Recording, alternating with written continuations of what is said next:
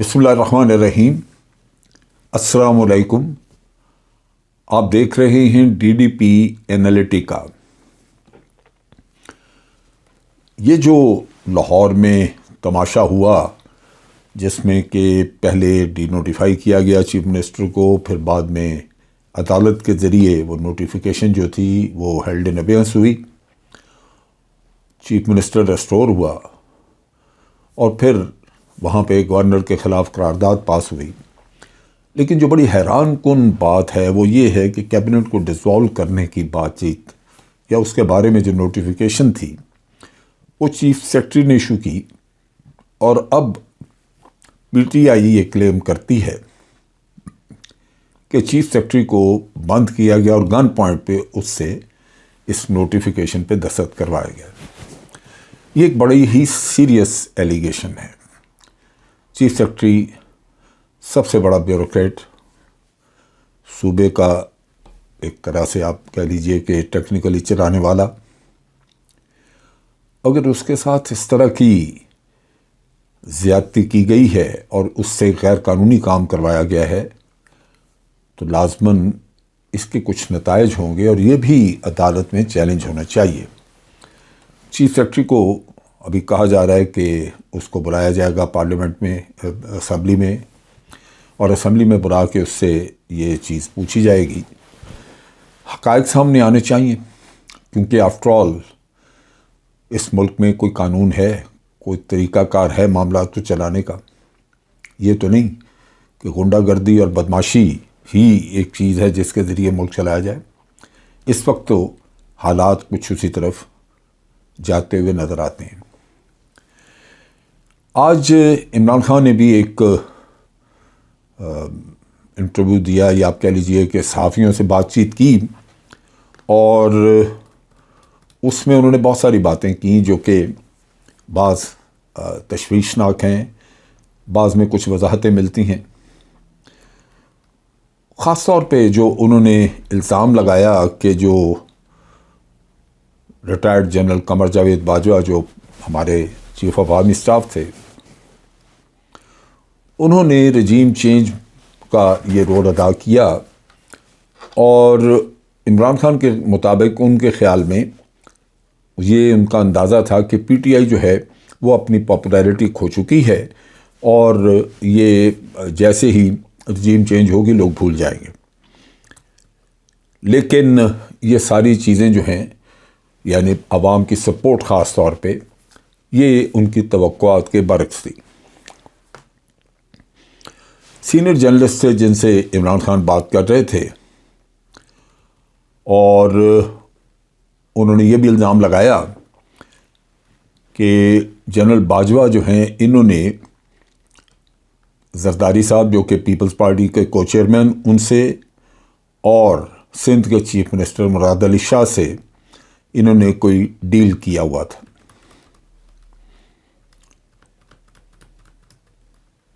انہوں نے یہ بھی الزام لگایا کہ الیکشن کمیشن جو ہے وہ بھی ان کے کنٹرول میں تھا، اور یعنی جو کچھ بھی الیکشن کمیشن کی طرف سے زیادتیاں ہو رہی تھیں پی ٹی آئی کے ساتھ، وہ غالباً ان کے کہنے کے مطابق چونکہ اسٹیبلشمنٹ کے کنٹرول میں تھا، یعنی دوسرے لوگوں میں جنرل باجوہ کے کنٹرول میں تھا، تو انہی کی وجہ سے یہ ہو رہی تھی۔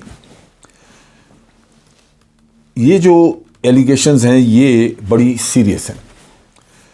عمران خان نے یہ بھی الزام لگایا کہ جنرل باجوہ نہیں چاہتے تھے کہ کرپشن کے کیسز جو ہیں وہ ان کو چلایا جائے، اور اس کی وجہ سے عمران خان سمجھتے ہیں کہ وہ اپنے ٹینیور میں کرپٹ لوگوں کو سزا نہ دے سکے، کیونکہ غالباً نیب جو ہے وہ کنٹرول کر رہے تھے جنرل باجوہ۔ اب ان میں بعض چیزوں میں تو میں بھی تجزیہ کرتا ہوں تو مجھے کچھ سچائی نظر آتی ہے، بعض کا ہمیں پتہ نہیں ہے۔ مثلاً نیب کے آرڈیننس میں جو تبدیلی کی گئی، اس تبدیلی کے بارے میں مفتاح اسماعیل نے کلیم کیا تھا کہ یہ قانون میں تبدیلیاں جو تھیں یہ ہمیں فوج نے لا کے دیں، وہ خود ان کی طرف سے نہیں تھیں۔ اس کا مطلب یہ ہے کہ وہ تبدیلیاں جو کی گئیں وہ پہلے سے کسی ڈیل کے تحت یا جو بھی ریزن تھا باہر صورت اس میں آرمی کا یا یہ کہہ لیجیے کہ جنرل باجوہ کا ہاتھ تھا، کیونکہ مفتاح اسماعیل تو اس گورنمنٹ کا حصہ تھا جو کہ فیڈرل گورنمنٹ ہے، اور انہوں نے یہ تبدیلی کی اور اس نے برمراہ یہ الزام لگایا۔ آج دن تک کسی نے اس الزام کو نہ رد کیا نہ چیلنج کیا۔ دوسری طرف ہم یہ بھی جان گئے کہ عمران خان نے بارہا کہا کہ جو چیف الیکشن کمشنر ہے اس کو میں نے اپوائنٹ نہیں کیا، وہ باجوہ صاحب نے اپوائنٹ کیا، انہوں نے بتایا کہ جس کو لگائیں تو ہم نے لگا دیا۔ عمران صاحب کی اپنی غلطی کہ پرائم منسٹر تھے لیکن باجوہ صاحب پہ بہت زیادہ اعتماد کرتے رہے۔ جنرل باجوہ لگتا ہے کہ وہ اپنی گیم کھیل رہے تھے۔ اب ان حالات میں سمجھ آتی ہے کہ یہ حکومت جو عمران خان کی تھی وہ بعض معاملات خاص طور پہ کرپشن کے خلاف جو انہوں نے ایکشن کرنا تھا وہ ان کا 1 پوائنٹ ایجنڈا تھا جو کہ بارہا عمران خان کہہ چکے اور اس میں ناکام رہے، اور میں سمجھتا ہوں کہ اس میں لازماً میرے نقطہ نگاہ سے اگر مفتاح اسماعیل کی بات کو چیلنج نہیں کیا گیا، کسی نے چیلنج نہیں کیا، تو اس میں پھر شکوک و شبہات اٹھتے ہیں کہ واقعی وہ اسٹیبلشمنٹ کی طرف سے کیا گیا۔ چیف الیکشن کمشنر کا بیہیویئر جو ہے وہ بہت ہی میں سمجھتا ہوں قابل اعتراض ہے، کیونکہ وہ یوں لگتا ہے کہ اس کو صرف یہاں پہ بٹھایا گیا ہے پی ٹی آئی کا احتساب کرنے کے لیے۔ فارن فنڈنگ کا کیس ہے، فارن فنڈنگ کے کیس میں بارہا یہ کہا گیا کہ جو دوسری پولیٹیکل پارٹیز ہیں ان کے بھی فنڈز کو چیک کیا جائے، لیکن اس کا ابھی تک کوئی نتیجہ نہیں نکلا۔ عمران خان یہ کہتے ہیں کہ ہمارا ڈیٹا بیس بنا ہوا یعنی پورا کمپیوٹرائز سسٹم ہے جس میں 40,000 یا اس سے زیادہ ڈونرز موجود ہیں جن کے نام، ریکارڈ، ہر چیز ہے، جبکہ دوسری پولیٹیکل پارٹیز کے پاس کوئی ریکارڈ نہیں ہے۔ یہ بڑی سیریس چیز ہے۔ میرے نقطہ نگاہ سے یہ کہیں زیادہ اہم ہے کہ آپ پی ٹی آئی کے فنڈز کو دیکھنے کی بجائے ان کے فنڈز دیکھیں، کیونکہ وہ تو سالہ سال سے فنڈز لے رہے ہیں، یہ تو نئی پارٹی تھی۔ دوسری پولیٹیکل پارٹی جو ہیں وہ تو کئی سالوں سے کام کر رہی ہیں اور ان کے لیڈرز کے اوپر کرپشن کے بے پناہ الزامات ہیں، تو اس نقطہ نگاہ سے اگر دیکھا جائے تو ہمیں پتہ لگنا چاہیے کہ وہ کیا کرتے رہے۔ سارا نظام اگر آپ پی ٹی آئی کے پیچھے ڈال دیں گے تو اس سے لازماً عوام میں ایک بے چینی ہوگی، کیونکہ یہ سمجھا جائے گا کہ یہ ٹارگٹ کیا جا رہا ہے ان کو، جبکہ دوسروں کے معاملات جو ہیں وہ ان سے کہیں برے اور ان کو دیکھا نہیں جا رہا۔ یہاں پہ میں ایک اور الزام کی بات کروں گا، کیونکہ مجھے بعض چیزوں پہ بڑی پریشانی ہے۔ ایک تو ویسے رجیم چینج کو خدا بیڑا غرق کرے، اس رجیم چینج اور اس کو رجیم چینج کرنے والوں کا، کیونکہ اس کے بعد ہمارے ملک کا حال جو ہوا ہے اور جو آج اکانومی کا حال ہے وہ ساری ذمہ داری انہی لوگوں پہ ہے جنہوں نے رجیم چینج کروائی، کیونکہ اس کے بعد یہ تباہی مچی۔ اب الزامات جو ہیں وہ لگ رہے ہیں اور اس کا کوئی کسی طرف سے کوئی جواب نہیں۔ ارشد شریف کے قتل کا الزام وہ بھی آپ دیکھ لیں، اس کی والدہ جو ہے وہ جنرل قمر جاوید باجوہ کو انوالو کر رہی ہے۔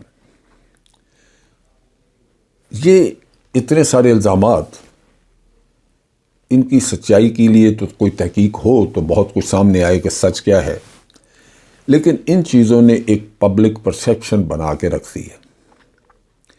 میں جب پبلک پرسیپشن کو دیکھتا ہوں، خصوصی طور پہ میرے ویلاگ کے نیچے لوگوں نے کمنٹس بھی لکھے ہوتے ہیں، اس ملک کے اندر اس وقت جو کچھ بھی برا ہے، جو کچھ بھی تباہی ہے، جو کچھ بھی خرابی ہے، اس کا الزام صرف اور صرف جنرل قمر جاوید باجوہ پہ لگایا جا رہا ہے۔ جنرل قمر جاوید باجوہ سروس میں تھے تو اس وقت تو اکثر لوگ بولے نہیں، لیکن اب وہ چلے گئے اور جانے کے بعد الزامات لگ رہے ہیں، تحقیقات کا کوئی ذریعہ نہیں ہے، کیسے پتہ چلے؟ لیکن جو پرسیپشن بن رہی ہے اس کا آرمی کے ادارے کے اوپر بہت ہی نیگیٹو ایفیکٹ آ رہا ہے، وہ خطرناک ہے۔ چنانچہ اس ویلاگ کے ذریعے جو ابھی میں ریکارڈ کر رہا ہوں اور بات کر رہا ہوں، میں در حقیقت اس چیز کی اہمیت جو ہے وہ جنرل عاصم منیر، سید عاصم منیر کے سامنے رکھنا چاہتا ہوں کہ خدارہ اس پرسیپشن کو بدلنے کے لیے بڑی کنسرٹڈ کوشش کریں. یہ ڈیمورلائزنگ چیز ہے ہمارے ٹروپس کے لیے. اس کو ہمارے دشمن باہر سے ایکسپلائٹ کریں گے، منافرت پھیلائیں گے، پہلے بھی کر ہی رہے ہیں سوشل میڈیا کے ذریعے. اور عوام میں اگر یہ یقین کی حد تک پرسیپشن بن جائے کہ ہمارے آرمی چیف جو کہ وطن کے دفاع کے لیے ہیں، تو وہ دفاع کی بجائے کرمنل ایکٹیویٹیز میں انوالوڈ ہیں، جہاں احمد نورانی بار بیٹھا ہوا الزام لگا رہا ہے، وہ تو سلمان اقبال کو اور جنرل باجوہ دونوں کو انوالو کر رہا ہے. اور اس کے خیال کے مطابق یہ کوئی سازش ہے. وہ ہو سکتا ہے کل کو وہ کوئی بہت کچھ لے کے بھی آئے، لیکن اس کے ساتھ ساتھ اس نے ایسٹس بیانڈ مینز والا قصہ بھی کھڑا کیا. تو یہ اتنا کچھ خراب ہو گیا ہے کہ اس سے بہت ساری فالٹ لائنز بن گئی ہیں جو صرف اور صرف ہمارے ادارے کے خلاف ہیں. وہ فالٹ لائنز باہر سے بھی ایکسپلائٹ ہوں گی، اندر سے بھی ہمارے دشمن کریں گے.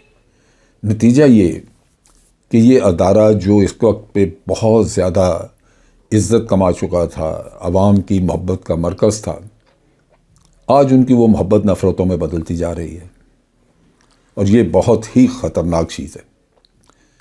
جنرل عاصم منیر ایک صاف ستھرے آدمی ہیں، ان کی ریپوٹیشن اچھی ہے، دیندار ہیں. ان کے لیے بہت اہم ہے کہ وہ اس لیگیسی کو، اس چیز کو جو کہ جنرل باجوہ چھوڑ کے گئے ہیں، اس کو فالو نہ کریں. وہ تباہی کا رستہ تھا جس نے ہمارے ادارے کا بیڑا غرق کر کے رکھ دیا. اس رستے سے دور ہٹیں. ہمیں سیاست سے کوئی واسطہ نہیں، ہمارے ملک کی سیاست اچھی نہیں ہے، مگر ہمارا ادارہ بہت اچھا تھا، اس کو دور رکھنا چاہیے. ہمیں الیکشنوں سے دور رہنا چاہیے، ہمیں ان کے جوڑ توڑ سے دور رہنا چاہیے، تاکہ کم از کم یہ ایک منظم ادارہ یہ تو کسی حال میں رہے. باقی تو ادارے اس ملک کے ویسے ہی تباہ حال ہیں. اب تک کے لیے اتنا ہی. افواج پاکستان زندہ باد، پاکستان پائندہ باد.